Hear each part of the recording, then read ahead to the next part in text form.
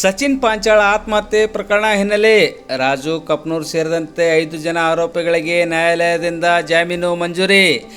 ಬೀದರ್ ಜಿಲ್ಲೆಯ ಬಾಲ್ಕಿ ತಾಲೂಕಿನ ಗುತ್ತಿಗೆದಾರ ಸಚಿನ್ ಪಾಂಚಾಳ ಅವರ ಆತ್ಮಹತ್ಯೆ ಪ್ರಕರಣಕ್ಕೆ ಸಂಬಂಧಿಸಿದಂತೆ ನ್ಯಾಯಾಂಗ ಬಂಧನಕ್ಕೆ ಒಳಗಾಗಿದ್ದ ಕಲಬುರಗಿಯ ದಲಿತ ಮುಖಂಡ ರಾಜು ಕಪ್ನೂರ್ ಸೇರಿದಂತೆ 5 ಜನ ಆರೋಪಿಗಳಿಗೆ ನ್ಯಾಯಾಲಯ ಜಾಮೀನು ಮಂಜೂರಿ ಮಾಡಿದೆ.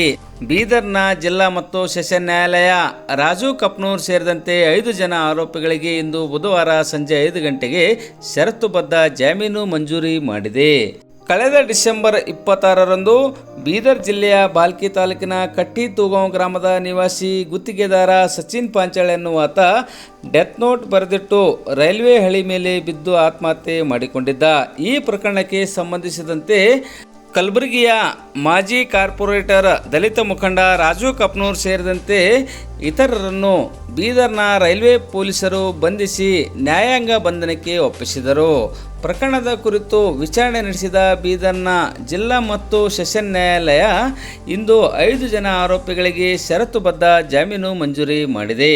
ಅರ್ಜಿದಾರರ ಹತ್ತಿರ ಶಸ್ತ್ರಾಸ್ತ್ರಗಳಿದ್ದಲ್ಲಿ ಕಲಬುರಗಿ ಜಿಲ್ಲಾ ಪೊಲೀಸ್ ವರಿಷ್ಠಾಧಿಕಾರಿ ಅವರಿಗೆ ಒಪ್ಪಿಸಬೇಕು.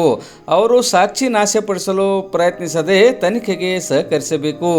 ತನಿಖಾಧಿಕಾರಿಯು ಅವರಿಗೆ ನಿರ್ದಿಷ್ಟವಾಗಿ ಸಮನ್ಸ್ ನೀಡಿದಾಗ ತನಿಖಾ ಉದ್ದೇಶಕ್ಕಾಗಿ ಹೊರತುಪಡಿಸಿ ಯಾವುದೇ ಕಾರಣಕ್ಕೂ ಬೀದರ್ ಜಿಲ್ಲೆಗೆ ಪ್ರವೇಶ ಮಾಡಬಾರದು. ತನಿಖೆ ಪೂರ್ಣಗೊಂಡ ನಂತರ ಅವರು ನ್ಯಾಯಾಲಯದ ಮುಂದೆ ಹಾಜರಾಗಬೇಕಾದಾಗ ಮಾತ್ರ ಬೀದರ್ ಜಿಲ್ಲೆಗೆ ಪ್ರವೇಶಿಸಬೇಕು ಎಂದು ಷರತ್ತುಗಳನ್ನು ವಿಧಿಸಿರುವ ನ್ಯಾಯಾಲಯವು ಅಂತಿಮ ವಿಚಾರಣೆ ಮುಕ್ತಾಯವಾಗುವವರೆಗೆ ಈ ಷರತ್ತು ನಿಯಮ ಜಾರಿಯಲ್ಲಿರುತ್ತದೆ ಎಂದು ಆದೇಶದಲ್ಲಿ ತಿಳಿಸಿದೆ.